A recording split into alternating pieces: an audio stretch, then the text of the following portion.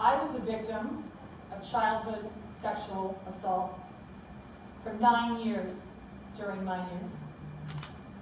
And I didn't know there was anything wrong going on until I was going to a Girl Scout field trip with all my friends.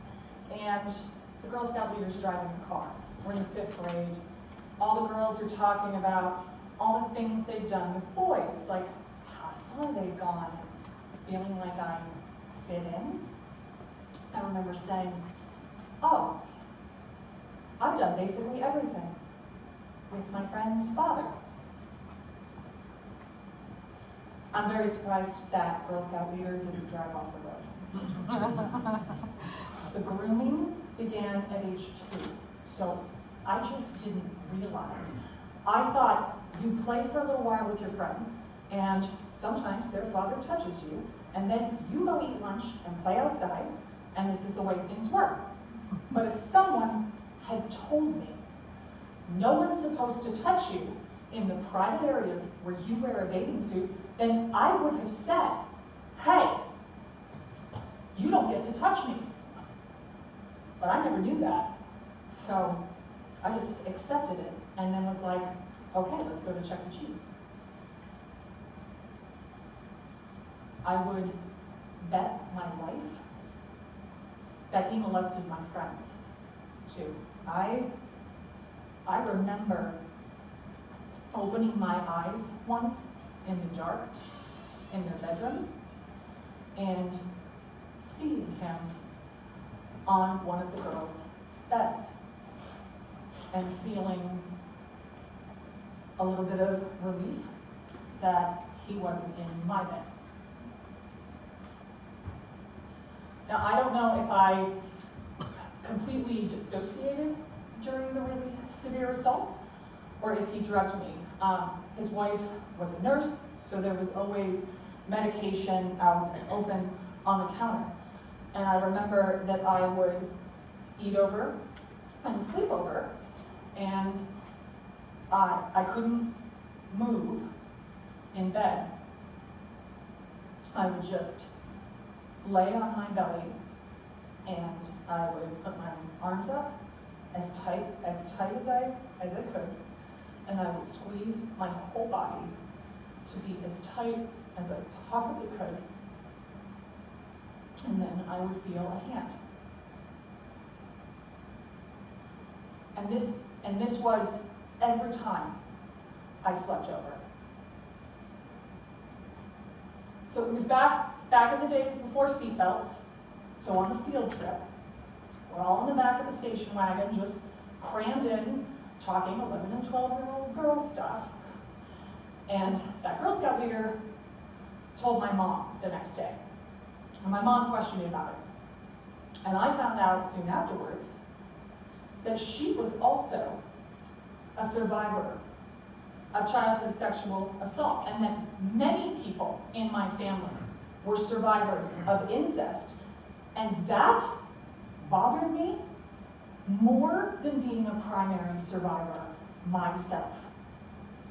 And that is what really fueled my activism, was trying to prevent this from happening to future generations. I was mad. My family had kept these safety concerns a secret for so long, and I just felt enraged that this happens to other people. Why isn't everyone as outraged as I am? I mean, I have a big mouth. I have a knack for resilience, and I have a sense of humor that keeps me going. And I just felt the need to teach as many people as possible about how horrible this is, and that nobody knows about it. Now, I'm actually glad that so many people are disclosing right now. I didn't think it would happen in my lifetime. I did not think that we would be having this discussion in newspapers and on TV. I never thought we would ever live in a day where we could openly talk about this. I just threw myself into activism and trying to make sure that this happened to as few people as possible. And after my first baby, I felt like it was imperative. I had to know exactly what to say to make sure that this does not happen to my child. So when I became a parent, I volunteered for my local crisis center's education department, and I learned what to say to children in an age-appropriate way and to help them identify trusted adults. So basically, parenthood turned me into activism. Now, when I was on the school board, we're doing this presentation, and this girl comes in to talk to the students about choices. You know, sometimes as teens, we make silly choices. And she made a choice to drink, underage drink, at a party, and she ended up getting raped. And I'm sitting there, and my blood is boiling. They are teaching our kids that if they drink, they could get raped? What the hell is going on here? This is victim blaming.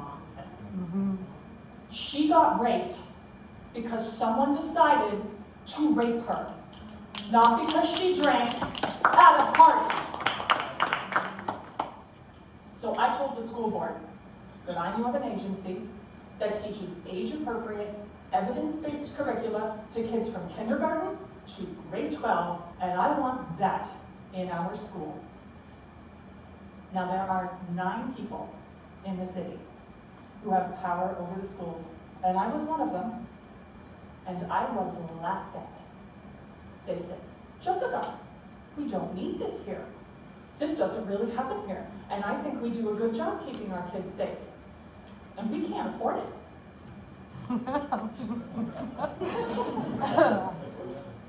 It was excuse after excuse after excuse. So I said, okay, I need to take this issue, sexual assault prevention education, to the state. And with the help of my state senator, we drafted a bill to identify best practices in this curricula, and we got it signed into law.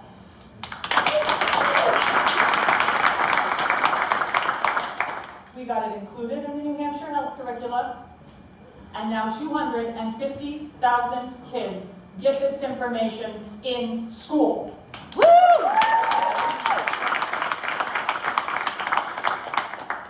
And once that happened, I thought, I can die happy. Now, I am a loudmouth. I am kind of a whistleblower.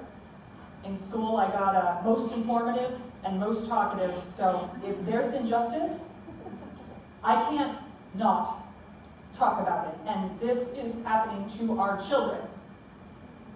The overriding message that I want to get out there to survivors is that you can survive this. And you can come out of it stronger than you ever were. And that it is everyone's duty to eradicate this. Everyone needs to step up, stop it from happening, and be an upstander, not a bystander. I am teaching my sons that if you know, you stand up. If anything ever happens, you stand up.